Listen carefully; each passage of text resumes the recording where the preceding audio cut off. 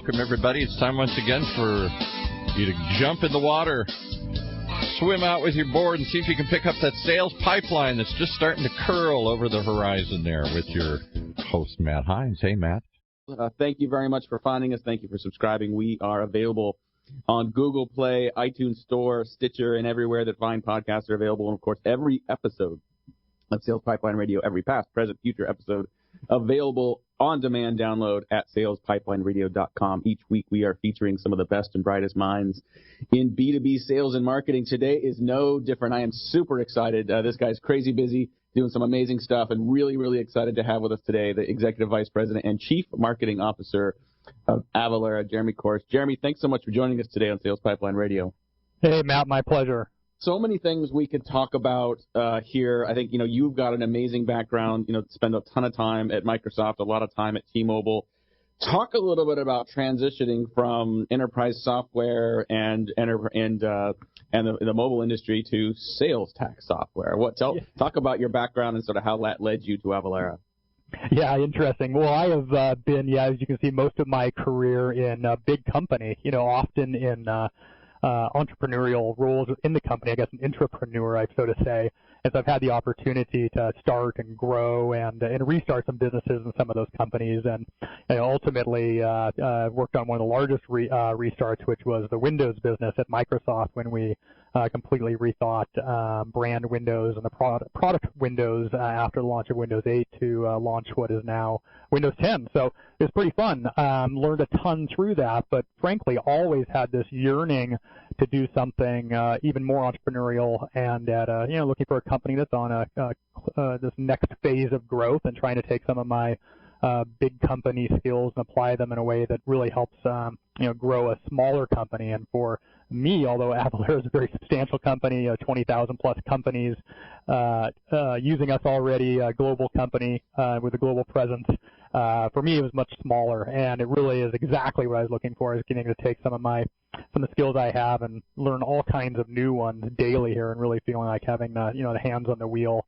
every day and that sense of accountability. So it's been great, having a lot of fun. And the other thing is that I've had about half my career in consumer marketing and product management, and the other in B2B product management marketing. And Avalara is one of these brands that has all the realness of a B2B solution with a real ROI. But for those who know the brand, and hopefully many will over the coming years, it's got this consumer-esque energy in it. So to me, it's really the best in terms of environment, and getting to be a CMO of a brand like this, just the best of both worlds. Yeah, I love it. I mean, it is a very unique brand. Avalara, founded up here in the Seattle area, founded on Bainbridge Island across Elliott Bay from downtown Seattle. Now has a large presence downtown Seattle as well. What are some of the lessons that you learned in brand management across sales and technology that you've been able to apply to Avalara today? And how has brand management in software and technology changed since you started doing this to where you are today and where Avalara is today? Yeah, it's interesting. I sometimes call myself the accidental CMO. I actually started life in finance, then ended up in product management, and then general management. And it just so happened that those functions in the companies I was in, whether it was at T-Mobile or Microsoft, is in the marketing department. And so I learned a lot of my marketing on the job, frankly. But what I learned, one of the key learnings I have, is that so many people, particularly outside of marketing, but sometimes even within the function, confuse branding with brand. And what I've learned over time is brand is really, when used effectively, when built with an outside-in approach, looking at customer feedback, competitive dynamics, looking at the internal company assets and capabilities, all of those strategic things that one would look at, is that brand is really the essence of strategy. Is what is that North Star, the aspiration the company has to deliver value and benefit to whichever set of customers they're targeting. And so, I have learned that. I've been taught that through experience, that just how powerful brand can be as a tool that's used across the entire organization. And particularly in some of my roles, like at T-Mobile, and particularly even at Windows, is how can that brand aspiration be used from the very start, before it is really starting with the end in mind, before a piece of code is even written, what is the aspiration and experience and that brand perception we want to deliver to that end customer, so they know to choose our brand versus one other. And that just goes throughout the entire organization. Here at Avalara, we're refreshing our brand, actually not our branding, our logo staying exactly the same, but rather what our new brand position of tax compliance done right, we're actually activating across the entire organization such that finance knows, hey, I better be able to bill someone accurately and on time, or else what does that mean about the perception that someone may have about our brand delivering an accurate, timely solution as it relates to tax compliance. So in sum, this notion of brand versus branding and just how every function in the organization is critical in delivering that experience to the customers so that they understand what the company is about and can make the right choice when it comes to finding a solution. I love the distinction you're making between brand and branding. Super helpful. We're talking to Jeremy Korst, who's the Chief Marketing Officer for Avalara here today on Sales Pipeline Radio. And curious your reaction to where a lot of startups focus their marketing today. I don't see as many startups really focused on brand or branding. I think a lot of B2B marketers and B2B marketing leaders tend to sort of orient themselves towards lead generation, sales pipeline contribution, or even just, there's plenty of people that say, well, brand marketing, traditional marketing is dead. It's all about growth hacking now. I don't know that it's an either or. I don't know those things are mutually exclusive, but how do you think about the balance between sort of branding and then driving sort of, direct sales and revenue performance in the organization?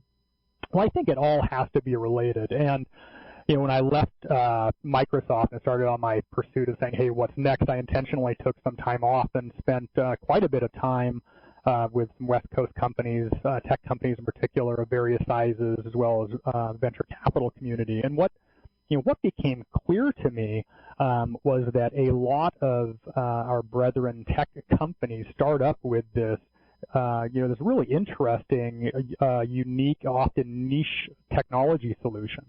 And in some cases, it almost sells itself, just being a niche and being the type of value it drives. And so as those companies grow, marketers join the company, and really it is about, hey, how do I just feed that demand engine and make sure that I have an effective way of driving somebody from interest to lead to closed deal, whether that's virtually via some type of freemium model online, or whether it's a even more traditional B2B inside sales type organization. But what I found in talking with a lot of companies, some of which I'm an advisor to or on the board now, is that a company often comes to this growth challenge, and it may be, hey, I need to expand into a new channel. Maybe I need to add a new product, or perhaps a competitor has entered the space that I now have this challenge. And often they have not attracted the type of marketing capabilities in the organization that really can step back and address those challenges in a strategic manner. Segmentation, targeting, positioning, all these frameworks that are really powerful tools that some of the larger brand companies have developed over time. And what we find is that, hey, with some of these simple models and lessons learned over the years, we can apply those brand strategies to those problems to at least give some clarity about, okay, what are the growth opportunities, and then how can I use my brand strategy to then drive that unique position in the marketplace and add a new customer target or add a new channel. And in brand today, it's no longer I think, Matt, you and I missed out on the 2 martini lunches and the Mad Men on Madison Avenue. You can't spend enough in traditional advertising to truly reposition a bad product. When I think about brand and that unique position in the market and the hearts and minds of customers, is how do we build the product to deliver on that promise? How do we ensure that when sales interacts with that first customer experience or via the website, that we are building on that brand perception such that it can then fuel the growth that the company is looking to do? So I don't see it separable. It's all part of the same strategy. I would agree with you. Just quick before we take a break here in a couple minutes, I wanted to ask you, you've been at Avalara now for almost a year. What are some surprises or opportunities that you maybe didn't expect when you came in that you've recognized that are sort of, getting you excited about the years ahead? Yeah, we are just getting started. The company has been around for a while. We're on a really good growth trajectory right now with some of the advent of global commerce and e-commerce. More and more customers are becoming aware of the challenges they have with trying to comply with ever-changing and complicated transactional tax compliance, which is what we do to support companies. We have a cloud-based solution that automates that for them. But one of our biggest challenges is really category awareness. It's when this sales and use tax and excise tax has been around for, in some cases, thousands of years, all the way back to Egyptian and Phoenician times. But getting somebody to be able to wake up and become aware that they may have a problem that they should seek a solution to address. Even in other parts of my career, it's been more around, hey, we're in a competitive existing category. How do I position my thing or my widget better than somebody else's widget at a different price or position, however I was going to do that. But just this notion now of, okay, how do we actually build a category? How do we challenge the status quo such that people become interested in solving a problem and thereby seeking a solution, and then doing all the things that traditional marketers do to take that from interest down to choice? I love it. We're going to have to take a quick break here, pay some bills. We'll be back in a couple seconds with more with Jeremy Korst. He's the CMO at Avalara.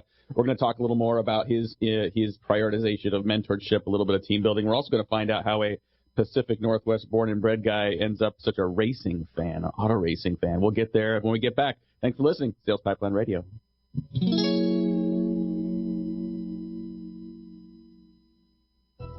It's no longer enough for B2B marketers to feed their sales team with qualified leads, supply them with content, and bid them good luck the rest of the way.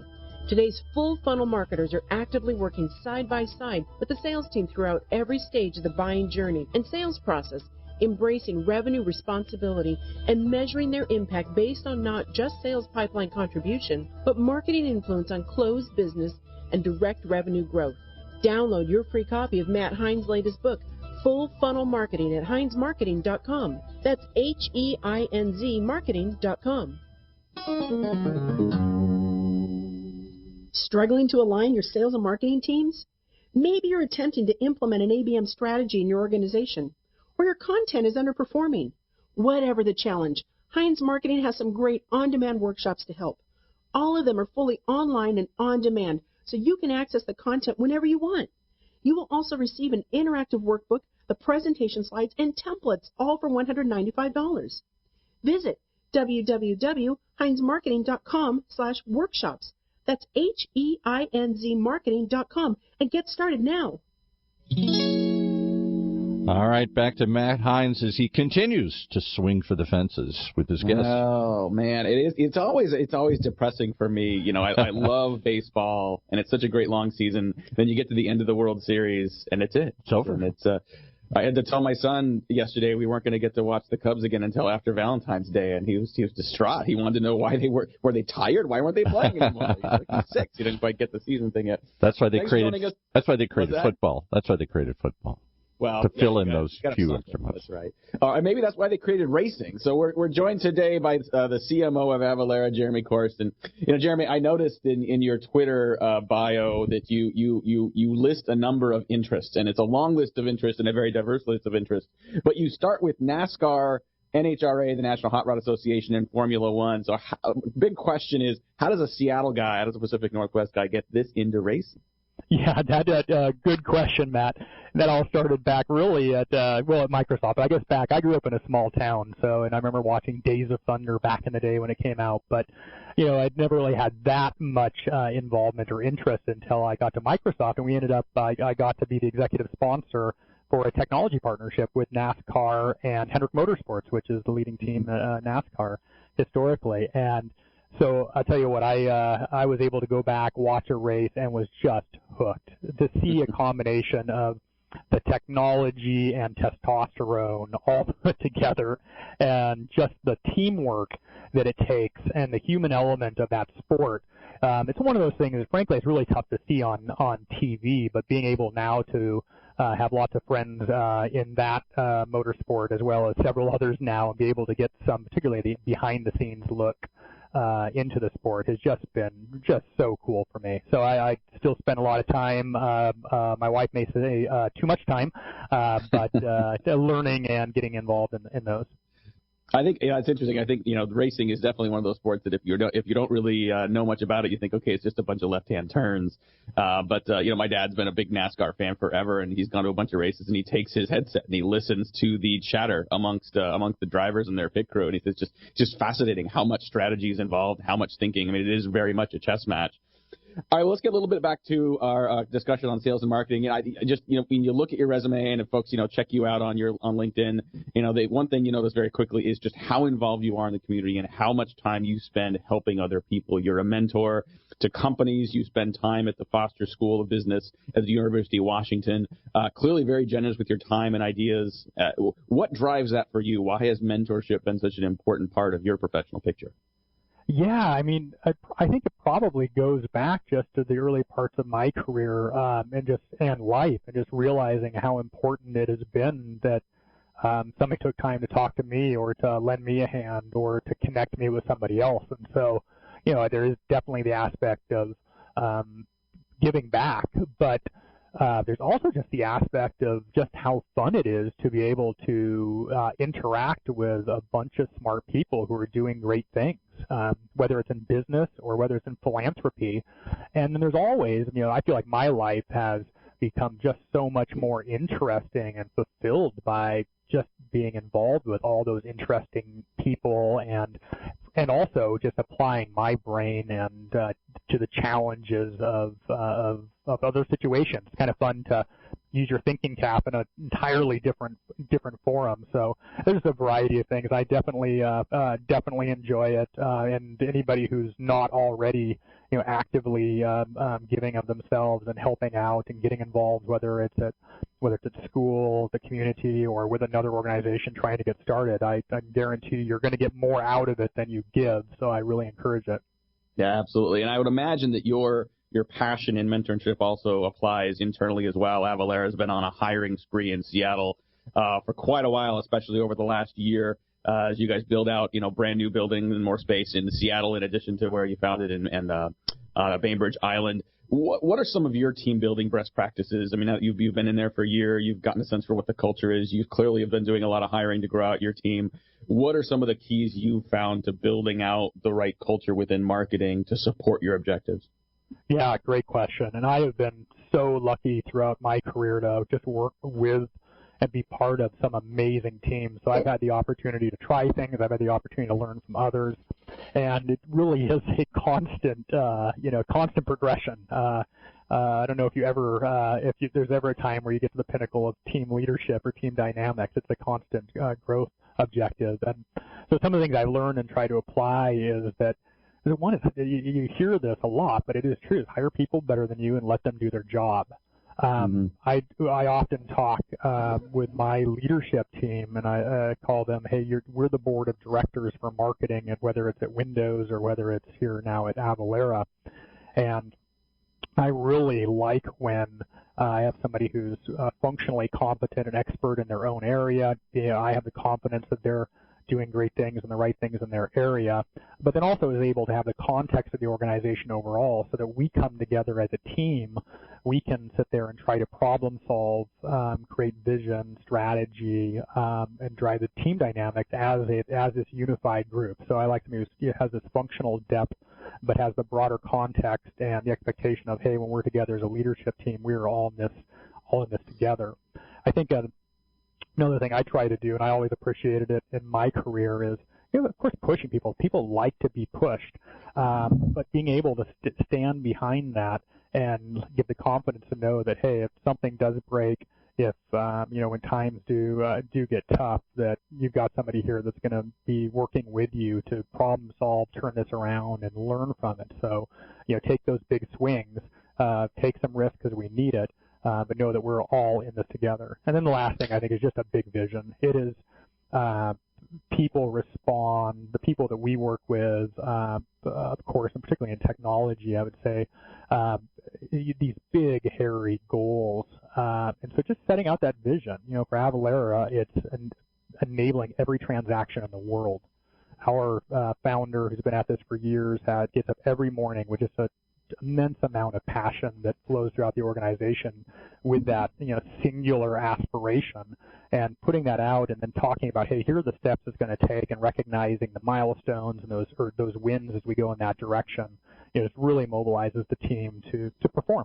Yeah, I like the way that you describe sort of setting up the team and having that balance between, giving people the room to try new things, to fail, to step outside their comfort zone, pushing them to do that, but also making it clear that, you expect them to do that, and you make it acceptable to occasionally fail and stumble and learn from that. How does that apply to when you're looking for new employees, or when you're looking for junior candidates? I know we had a lot of people listening to Sales Pipeline Radio at the early stages of their career in B2B sales and marketing. Look at a position like yours and say, someday down the road, I'd like to get there as well. What are some of the values? What are some of the skill sets? What are some of the attributes that you look for when you're hiring people early in their career, and you recommend people hone as their own skill set as well? Yeah, I would have given a longer-winded answer until I had the opportunity to hear a talk by Angela Duckworth from the University of Pennsylvania last year, and she sums it up as grit. And there's all kinds of aspects behind that, but where have people faced adversity in their life and been able to overcome that through persistence, through learning from failure? And whether it's somebody, straight out of college, I'm on the board of my undergraduate and graduate universities both, and so I get a chance to interact with some of our top applicants, and even at an early stage like that, really trying to identify how people have been able to overcome adversity in whatever form and prevailed or learned from that. And then that, of course, when you're talking whether it's a junior candidate out of college, same type of thing. College, of course, presents all kinds of challenges, whether social, academic, or others. But then, of course, when you get into more mature career professionals later in life, being able to take tangible examples of how they've had to lead a business or lead teams through times of adversity and challenge and be able to prevail and learn. Love it. Last question for you that we ask of most of our guests: if there was a Mount Rushmore of sales and marketing, speaking of learning, speaking of people you learned from, thinking back in your career thus far, the people that are mentors for you, the people that you've learned from, whether you knew them personally or whether you spent time, reading them, their content or watching them. You mentioned Angela. Who else would be on that Mount Rushmore of sales and marketing for you? Well, I'll tell you, it's probably Raju. Professor Raju is now a vice dean at the Wharton School at the University of Pennsylvania. When I was getting my MBA, as I mentioned earlier, marketing was not on my list. He had to put up with me and some of my ideas in my introductory marketing strategy class. The way that he taught really inspired me, and I learned a lot. And now I have the absolute pleasure of serving on a board that he is the chairman of back at the school. So I get to be able to interact with him on a regular basis and still learning a lot as we go. That's awesome. Well, I want to thank our guest today, CMO of Avalara, Jeremy Korst. If you like this conversation today, we have covered a lot of ground in a very short amount of time. If you want to go listen to this again, share this with some of your peers or colleagues. You can definitely find that on demand at salespipelineradio.com here in just a couple of days. We will also put a highlight post featuring some of Jeremy's top answers and comments up on HeinzMarketing.com as well. Thanks very much for everyone for joining us. We are here every Thursday, 11:30 Pacific, 2:30 Eastern, always available on podcast format on Google Play and iTunes Store. Coming up next couple weeks. Next week we will be hosting Sales Pipeline Radio live from Dreamforce. It'll be me and about 130,000 of our good friends in the software as a service world. And coming up for the next few weeks, we got a bunch of great guests, including Jeremy Wisemantle. He is the VP of Marketing at Marchex. We talk an awful lot about online and digital marketing here, but we're going to talk about the offline blind spot for marketers in an omni-channel world. But until then, for my great producer, Paul, this is Matt Heinz. Thanks very much for listening. Sales Pipeline Radio. Once again, you've been listening to Sales Pipeline Radio, brought to you by the good folks at Matt Heinz Marketing, part of the ever-growing channel called The Funnel Radio Network.